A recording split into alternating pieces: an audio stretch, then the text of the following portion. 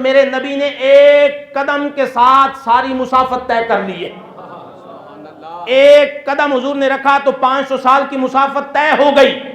اب آپ ایمان والے بیٹھے ہیں, عقل والے بیٹھے ہیں, خود بتائیں 500 سال کی مسافت زیادہ ہوتی ہے یا مدینے سے ننکانہ زیادہ دور ہے؟ 500 سال کی مسافت زیادہ ہے, آسمان زیادہ دور ہے. میرا نبی اگر ایک قدم اٹھائے تو ایک قدم سے پہلے آسمان تک پہنچ جاتا ہے. ننکانہ والوں, کبھی دل سے حضور کو پکارو, تڑپ کے پکارو. پکارنا تمہارا کام ہے, آنکھ جھپکنے سے پہلے تشریف لے آنا آمینہ کے لال کا کام.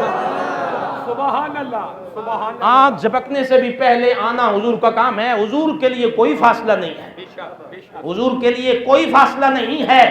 ابھی کی بات کر دیتے ہیں, ابھی کی بات. غازی ممتاز حسین قادری ناموس رسالت پہ شہید ہونے والے, آپ پھانسی کے اس تختے پہ کھڑے تھے, تختہ دار پہ 5 منٹ رہتے تھے, 5 منٹ رہتے تھے. آپ نے اس سے کہا, اس جلاد کو, کہ مجھے پھانسی دو.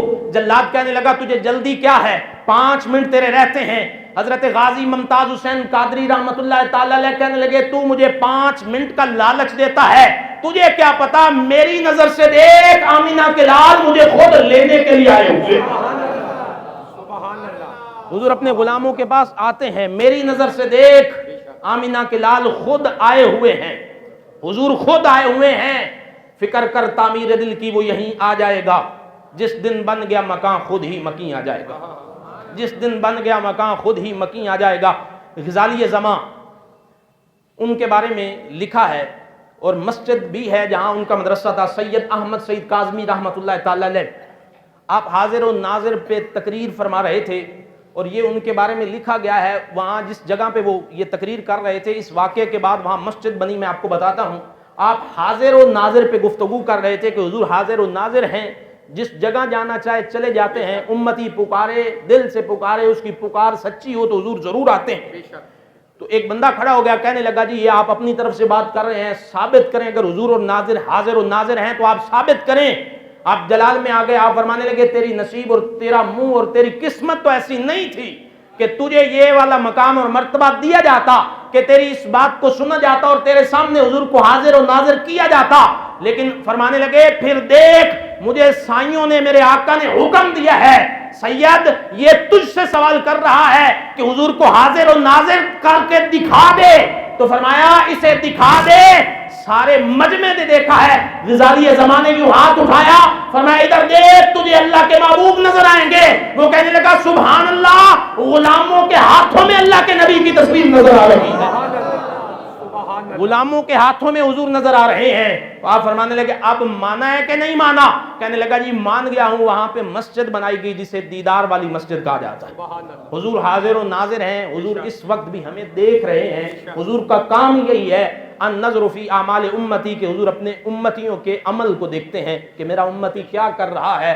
اس وقت حضور کا معراج سن کے خوش ہونے والوں, حضور گنبد خضراء میں تجھ پہ, آپ پہ نگاہ کیے ہوئے ہیں, میرے اوپر حضور کی نگاہ ہے. ہم اس لیے حضور کی عظمت شان کی بات آئے تو کھل اٹھتے ہیں. وجہ یہ ہوتی ہے کہ ہم پہ حضور کی نگاہ کرم ہوتی ہے, حضور کی ہم پہ نگاہ کرم ہوتی ہے, نگاہ ناز ہوتی ہے. اسی وجہ سے تو ہمارا ایمان کھل اٹھتا ہے. یہ تار گنبد خضراء سے جڑی ہوئی ہے.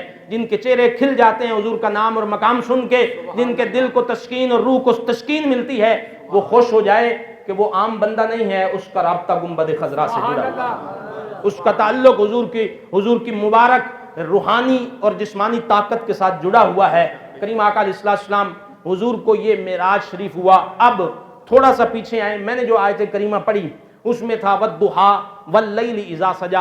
اس کی 2 تفسیریں ہیں. ایک تفسیر تو یہ ہے کہ اے محبوب ہمیں آپ کے سونے چہرے کی قسم, سبحان اللہ. والضحیٰ واو قسمی ہے, دعا سے مراد کسی نے چاشت کا وقت بھی لیا ہے, کسی نے سورج کو بھی لیا ہے, کسی نے چاند کو بھی لیا ہے. لیکن عاشقوں نے کہا سورج چاند یہ سارے اپنی جگہ پہ ہیں. والضحیٰ کا ایک معنی یہ بنتا ہے اے محبوب ہمیں آپ کے سونے چہرے کی قسم ہے. جب ابو جہل بدبخت نے, وہ وحی نہیں نہ آ رہی تھی, تو حضور اس وقت تھوڑے سے پریشان ہوئے. ابو جہل نے تانا دے دیا, یہ کہتا تھا میرا رب مجھے دیتا ہے. اب کتنے دن ہو گئے, کبھی اس نے آ کے کوئی بات نہیں کی, لگتا ہے اس کے رب نے اسے چھوڑ دیا ہے. حضور کے چہرے پہ پریشانی آئی, اللہ کتنا پیار کرتا ہے محبوب کے ساتھ. فرمایا والضحیٰ اے محبوب پریشان ہونے کی ضرورت نہیں ہے, ہمیں آپ کے سونے چہرے کی قسم ہے, یہ جو چھوڑا چہرہ ہے ہمیں اس کی قسم ہے.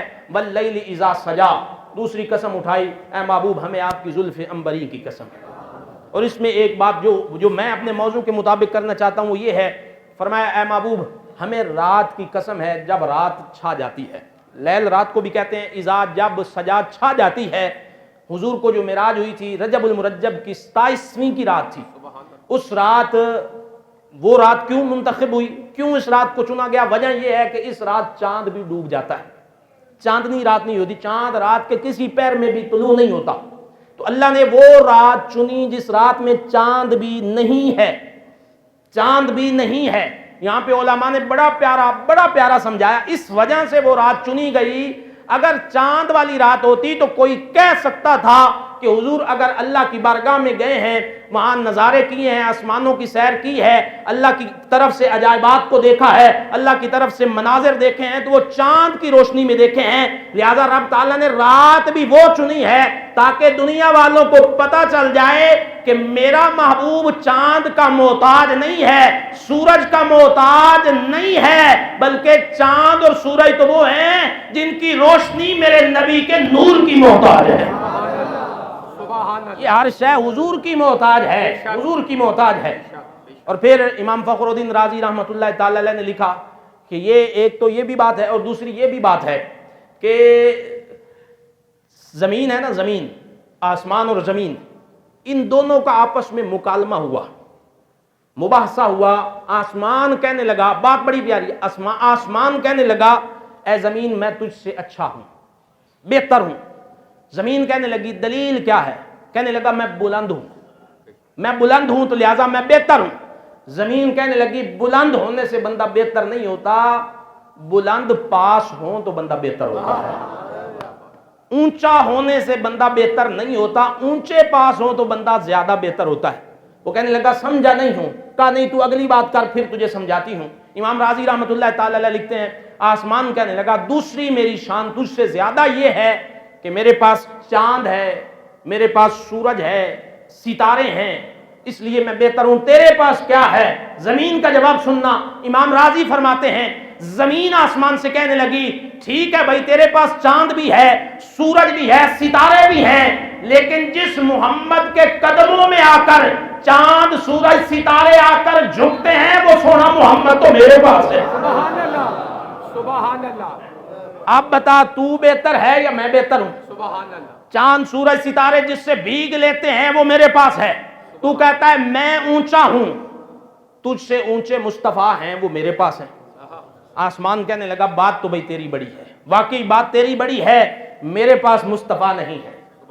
کریم تیرے پاس ہے، لجپال تیرے پاس ہے، زمین و آسمان ستارے ہر شے انہی کے صدقے سے بنی ہے، انہی کے قدموں کی خیرات سے بنی ہے، وہ تیرے پاس ہے، لہذا تو بہتر ہوئی۔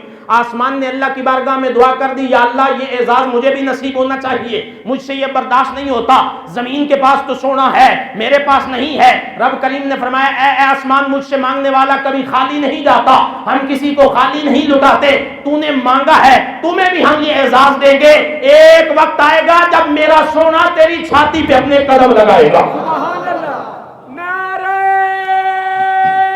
تکبیر، اللہ نعرہ رسالت، یا رسول اللہ صلی اللہ نعرہ حیدری، یا علی نعرہ غوثیہ، یا غوث العظم تاجدار ختم نبوت، زندہ باد، تاجدار ختم نبوت۔ زندہ باد۔